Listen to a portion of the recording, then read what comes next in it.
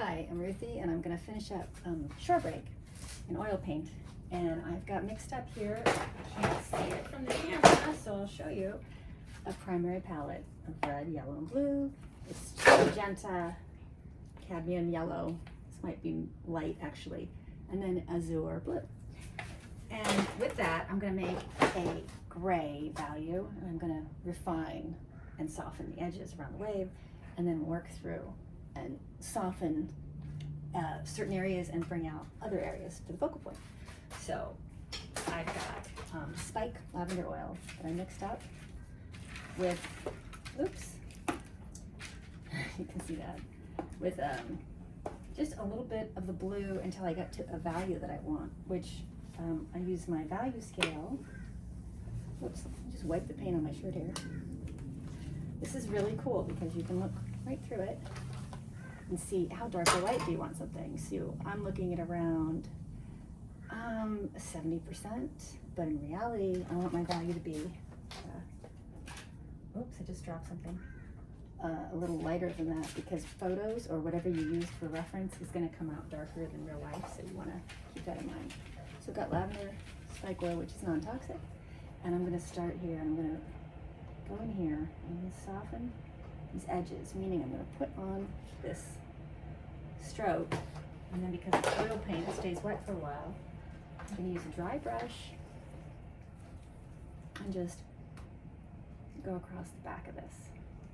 Now if this is going to be my point of emphasis, which it most likely is going to be one of them, or my focal point, then I don't want too much of a softened edge, or I can re-emphasize it. So that's what I'm going to do, is kind of create more unity here with the values. And so all of this is a blue dominant shade, because wherever the sun is not shining on it, it's cooler. So everything to the right of the sun has got a little bit more blue, and all of the shading that curves into the light gets warmer progressively towards yellow, so it gets greener. So everything under the lip here, you can see I'm just going to go ahead and make sure there's more unity. And here I'm going to lighten that part. I'm going to lighten this up because this is where the light's coming right through. So I really want it to pop. And it's going to be on this side, there. Oh. Okay, so if I want to still use, I don't have to blend it yet. I still want to make this, I just got blue all over my palette, right? Gross.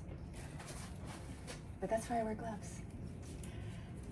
So I want to take that same shade. Okay, we're just going to pretend that didn't happen. And I'm going to add some light to it. So I'm looking for it to move the values down a couple of notches. What does that mean? So if I'm at 70% light, I want to go to maybe, look at this cool chart, like 50%. So you can see this is 1, 10%, 20, 30, 40, 50. So this is how you can assess how dark the light something is. So I'm going to put some lavender spike oil in this, mix these together. You don't want your values to jump too far because then they don't look realistic. So here, I know this is going to change. I also know it's going to be greener because it's getting the refraction from the light coming through. And this is all transparent magic. That's what the ocean is. So that's it. Now let's say I've put this stroke down here and over here, and I can just go ahead and take my dry brush, right? I'm gonna land it and I'm gonna blend it.